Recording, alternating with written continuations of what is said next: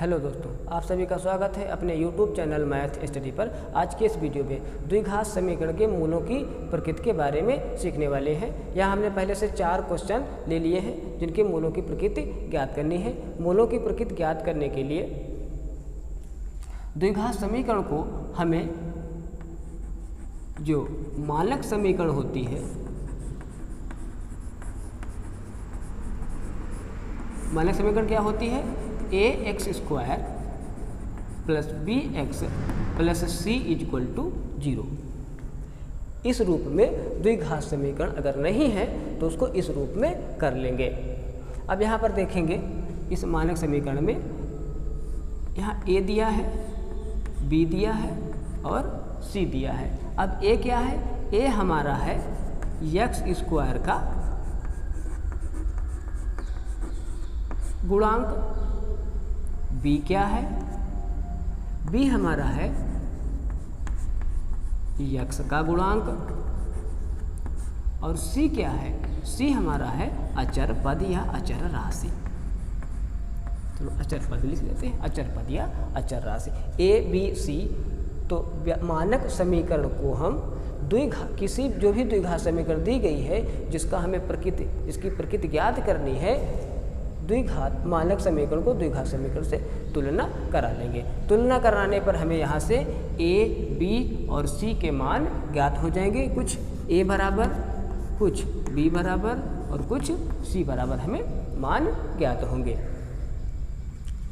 अब यहाँ से जब a, b, c के मान जो भी ज्ञात होंगे, अगर पॉजिटिव है प्लस में है तो प्लस में, माइनस में है तो माइनस में, उसके बाद हम यहाँ से विविध कर ज्ञात करेंगे जिसे हम प्रतीक चिन्ह d से लिखते हैं। ये होता है d बराबर b² माइनस 4ac। b का भी जो मान होगा 4a और c का जो मान होगा, तो यहाँ से हमें d के कुछ मान ज्ञात होंगे। अब d का जो भी मान ज्ञात होगा तो उससे हमें यह पता चलेगा कि मूलों की प्रकृति क्या है। तो उसके लिए d के मान हमारे 3 प्रकार से ज्ञात हो सकते हैं। कैसे कैसे?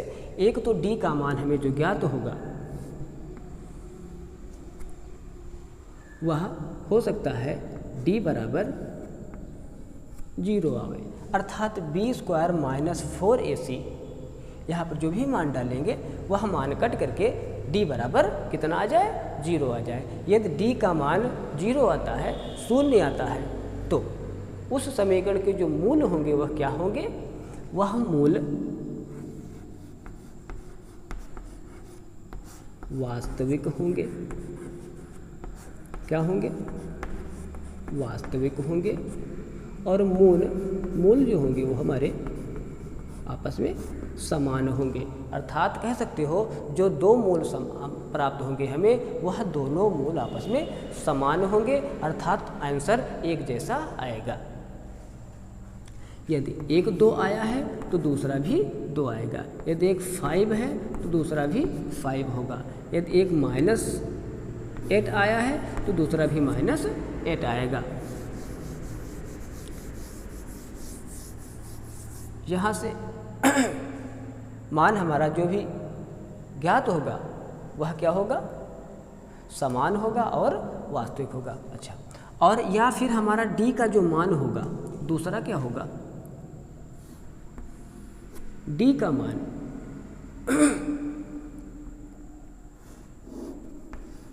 जीरो से बड़ा भी हो सकता है। अगर d का मान 0 से बड़ा है तब भी मूल हमारे जो होंगे वह वास्तविक होंगे।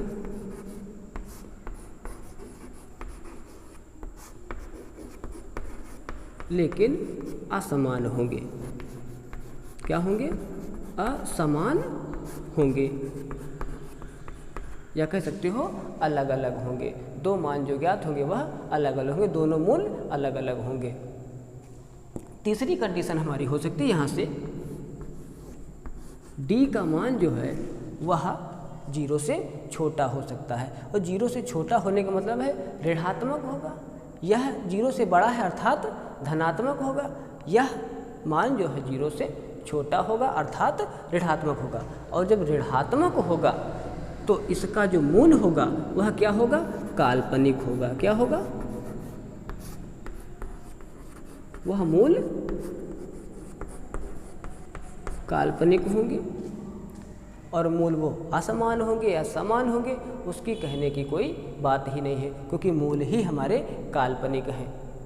क्या है, काल्पनिक है। जब मूल काल्पनिक है तो कैसे मूल होंगे, उसकी कोई बात ही नहीं है। अब देख लेते हैं किस तरह से हम समीकरणों को, जो द्विघात समीकरण दी गई हैं उनके हम मूलों की प्रकृति ज्ञात कर सकते हैं। देखते हैं, इसको हम यहाँ से मिटा देते हैं। क्वेश्चन दिया गया है यहाँ से 2x square plus 4x minus 8 equal to 0। इसको हम मानक समीकरण ax square plus bx plus c बराबर 0 से क्या करेंगे, तुलना करेंगे। तो तुलना करने पर देखेंगे यहाँ पर a बराबर 2, b बराबर 4 और c बराबर -8 हमें प्राप्त हुआ है। हम बताए थे कि जो भी a b c के मान होंगे, अगर धनात्मक तो धनात्मक में और ऋणात्मक है तो ऋणात्मक के साथ लिखेंगे। अब यहाँ से हम विविधकर ज्ञात करेंगे। विविधकर अर्थात d बराबर b स्क्वायर माइनस 4ac ज्ञात करेंगे। b स्क्वायर माइनस 4ac ज्ञात करेंगे। अब देखेंगे यहाँ b कितना है, 4 है, 4 की घात 2 माइनस 4a कितना है, 2 है, और c कितना है, -8 है। ये कितना हो जाएगा हमारा, 4 का वर्ग 16 माइनस ये हमारा हो जाएगा 4 दूनी 8 और 8 अठाई 64। ये माइनस माइनस प्लस हो जाएगा, यहाँ जोड़ेंगे तो 6 और 4 10 का 0 हो जाएगा। 1 हासिल, 6 1 7 1 हासिल 8। यहाँ से d बराबर कितना ज्ञात हुआ है, हमें 80 प्राप्त हुआ है। अब देखेंगे यहाँ पर कि जो d का मान प्राप्त हुआ है वह 0 से बड़ा है या 0 से छोटा है। यह मान हमारा 0 से बड़ा है। अगर g, तो देखेंगे d का मान 0 से बड़ा है अर्थात धनात्मक है, तो क्या होंगे इसके मूल, इसके मूल जो होंगे हमारे वह वास्तविक होंगे। क्या होंगे, वास्तविक होंगे और असमान होंगे, अर्थात कह सकते हो अलग अलग होंगे। इस तरह से हम द्विघात समीकरण के मूलों की प्रकृति ज्ञात कर सकते हैं, विविधकर ज्ञात करके। देखते हैं इसका नेक्स्ट क्वेश्चन। नेक्स्ट क्वेश्चन क्या दिया गया है, नेक्स्ट क्वेश्चन हमारा दिया गया है 2x square minus 3x plus 5 equal to 0। 2x square minus 3x plus 5 equal to 0, इसको भी हम मानक समीकरण ax square plus bx plus c equal to 0 से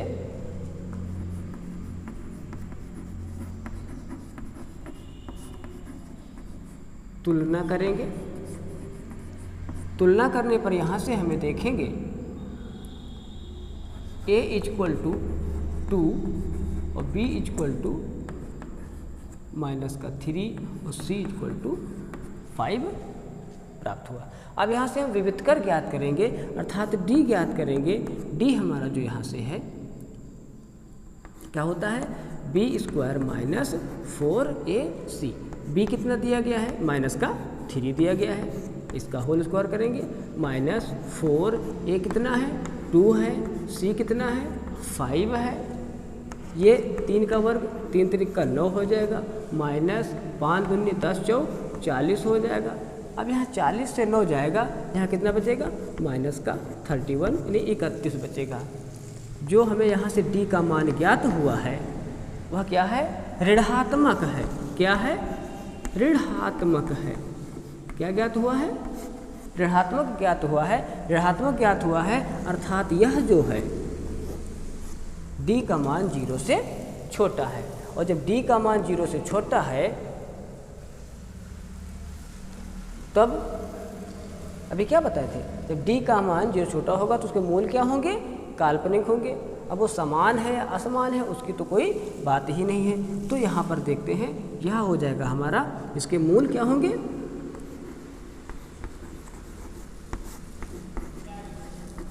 मूल इसके काल्पनिक है। दोस्तों बहुत ही आसान है मूलों की प्रकृति ज्ञात करना। चलिए एक क्वेश्चन और देख लेते हैं। नेक्स्ट क्वेश्चन इसका दिया गया है, क्या दिया गया है, 3/4 x square, 3/4 x square minus 3x और प्लस का 3 = 0 मानक समीकरण से तुलना करेंगे।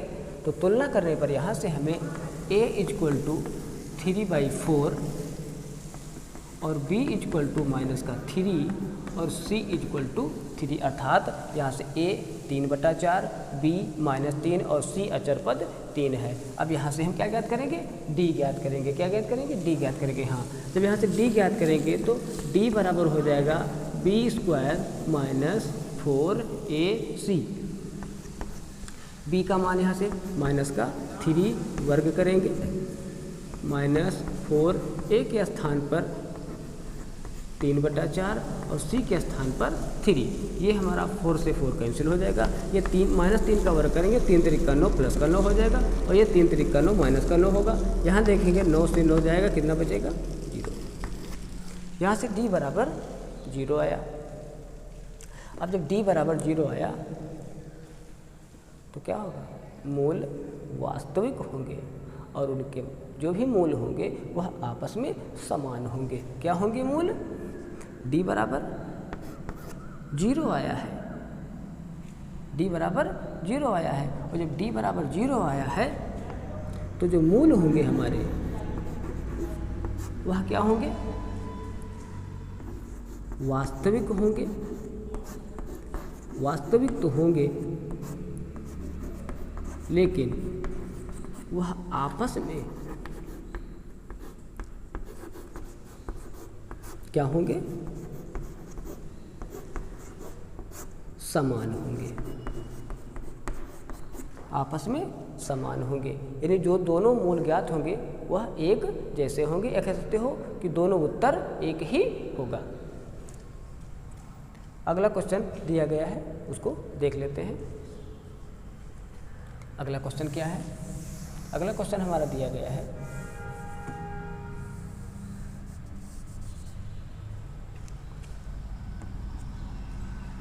3x² -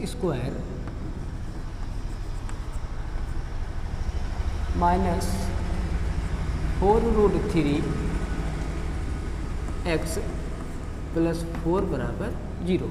अब इसको भी हम मानक समीकरण, जो द्विघात समीकरण व्यापक समीकरण होता है या कह सकते हो मानक द्विघात समीकरण होता है, उससे हम तुलना कराएंगे सेम उसी प्रकार से। और कुछ नहीं करना है, जो अभी तक हमने 3 क्वेश्चनों में किया है वो भी हमें इसी क्वेश्चन में उसी प्रकार से ही करना है। और इन 4 क्वेश्चनों के साथ साथ हमें उम्मीद है कि आप लोगों को ये ज्ञात हो गया होगा कि मूलों की प्रकृति ज्ञात कर सकते हैं बहुत ही आसानी के साथ। देखते हैं तो यहाँ पर तुलना करेंगे तो a = 3, b = -4 एंड c = 4।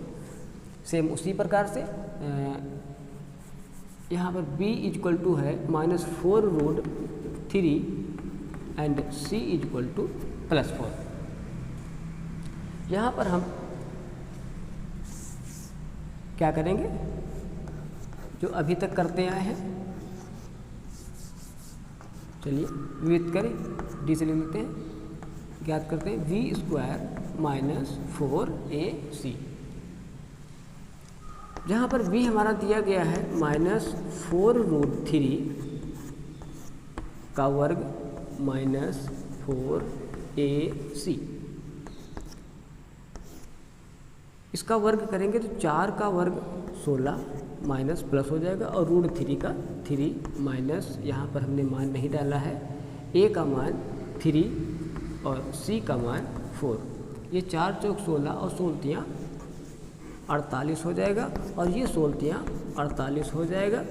लीजिए यहाँ पर भी हमें d बराबर 0 प्राप्त हुआ है। क्या प्राप्त हुआ है? 0 प्राप्त हुआ है, अर्थात जब d का मान 0 है तो मूल वास्तविक होंगे और आपस में समान होंगे। क्या होंगे? मूल जो हमारे होंगे वह वास्तविक होंगे